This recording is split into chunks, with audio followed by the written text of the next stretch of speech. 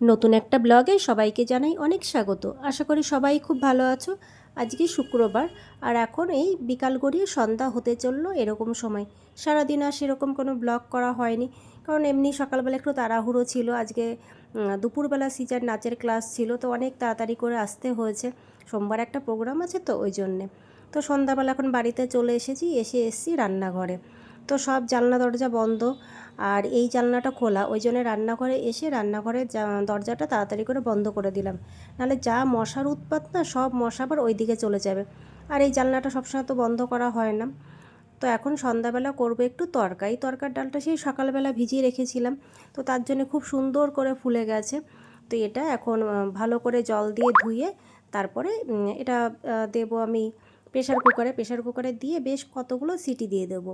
মানে 3-4টে তো সিটি মেরে রাখবই, আর রেখে বেশ 15 মিনিট মতন এটা প্রেশার কুকারের মধ্যে রেখে দেবো, তাহলে ভালো একটা সফট মতন হবে। আর এর মধ্যে একটুখানি নুন দিয়ে দেবো, তাহলে পুরো নুনটাই চারিদিকে ছড়িয়ে যাবে। আর আজকে না তরকাটা করব একটু শুকনো শুকনো, ওই ধাবাতে যেরকম হয় না সেরকম। মানে ওরা ফ্রাই করে রাখে, তারপরে যখনই লোকজন আসে তখনই তার মধ্যে পেঁয়াজ দিয়ে বা মশলা দিয়ে একটুখানি করে দেয়। তো আমরা তো আর ওরকমভাবে করব না, একবারে করে রাখবো, কিন্তু একটু শুকনো শুকনো করে করব। তো পরে যদি বেশি শুকনো হয়ে যায় তো জল গরম করে ওটা মিশিয়ে দেওয়া যাবে সেরকমভাবে। তো আমি এটা প্রেসারে বসিয়ে সব কিছু এদিকে কেটে নিয়েছি। তো এদিকে এখন কড়াই বসিয়ে আর সাদা তেল আর সর্ষের তেল আমি একটু মিক্সড করেই দিচ্ছি। মানে এর মধ্যে সাদা তেল দিয়ে করলেও কোনো অসুবিধা হয় না, সর্ষের তেল দিয়েও করলেও কোনো অসুবিধা হয় না, তো আমি দুটো মিশিয়েই করছি। তো এখন পেঁয়াজটা বেশ ভালো করে লাল লাল করে ভেজে নেব।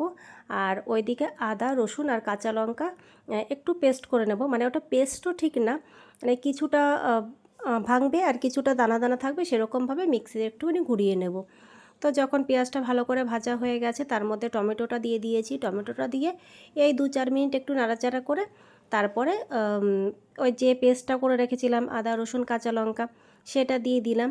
সেটা দিয়ে এবার গুঁড়ো মশলাগুলো পরপর করে সব দিতে থাকবো। এমনি তো নুন আগে দেওয়া, আর নুনটা পরে দেবো। আর এদিকে দিয়ে দিয়েছি হলুদ, তারপরে একটুখানি প্রায় 1.5 চামচ মতন দিয়েছি গোলমরিচ গুঁড়োটা না তরকার মধ্যে একটু বেশি দিলে পারেই ভালো লাগে। আর একটু লাল লঙ্কার গুঁড়ো, আর অল্প করে ধনে গুঁড়ো। আর ডাল জাতীয় জিনিসে না ধনে জিনিসটা বেশ ভালোই লাগে, কিন্তু জিরে ব্যাপারটা একদম ভাল লাগে না, শুধু ফোড়নে ছাড়া। তো একটুখানি দেখলাম যে নুনের প্রয়োজন হয়তো, আর পরে টেস্ট করে আর একটুখানি দেবো পরে। তো ভালো করে এটা কষিয়ে নাড়াচাড়া করে তারপরে আমি গরম জল করে রেখেছিলাম, মানে প্রেশার কুকারের মধ্যে গরম জল করে রেখেছিলাম। তো সেই গরম জলটা দিয়ে ভালো করে নাড়িয়ে চাড়িয়ে নিলাম। আর তো ওইদিকে তরকাটা মোটামুটি হওয়ার মধ্যে, তো যেহেতু ডিম তরকা করছি, তো এইদিকে আর একটা প্যানের মধ্যে ডিম ভুজিয়া করে বা তরকার মধ্যে মেশাতে থাকবো। তো আমি এর মধ্যে দেবো 4টে ডিম। তো দেখো আমার তরকা একদম পুরোপুরি রেডি হয়ে গেছে। আর এই তরকাটা বাটিতে বেড়ে এখন দিচ্ছি সিজার আন্টির কাছে, ওকে খেতে দিলাম। তো ও ওইদিকে পড়ছে, আর এদিকে এই ঘরটা দুপুরবেলা এসব জামা কাপড়গুলো সেইগুলো সব গুছিয়ে মাথায় একটু মাখছি তেল, কারণ কালকে শ্যাম্পু করব, তো তেলটা তো মাখার দরকারই। আর ওই যে বলেছিলাম যে আদিবাসী হেয়ার অয়েল কিনেছিলাম, তো সেই তেলটা যতদিন না শেষ হয় ততদিন মাখতে থাকি। তো আজকে দুপুরবেলা একটা পার্সেল এসেছিলো, তো সেটা একদমই খোলা হয়নি। তো ভাবলাম যে খুলে একবার চেক করে দেখি, যদি ঠিকঠাক না থাকে তাহলে তাও ফেরত দিতে হবে।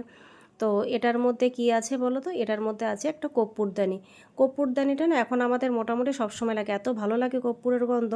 তো আগে যেটা কিনেছিলাম সেটা নষ্ট হয়ে গেছে, তো ওই জন্য এটা আবার একটা কিনে অর্ডার করলাম। তো আজকের ব্লগটা এখানে শেষ করলাম। সবাই ভালো থেকো, সুস্থ থাকো। ব্লগটা কেমন লাগলো অবশ্যই জানিও, ভালো লাগলে একটা লাইক কমেন্ট শেয়ার করে দিও। তাহলে আজকের মতন টাটা।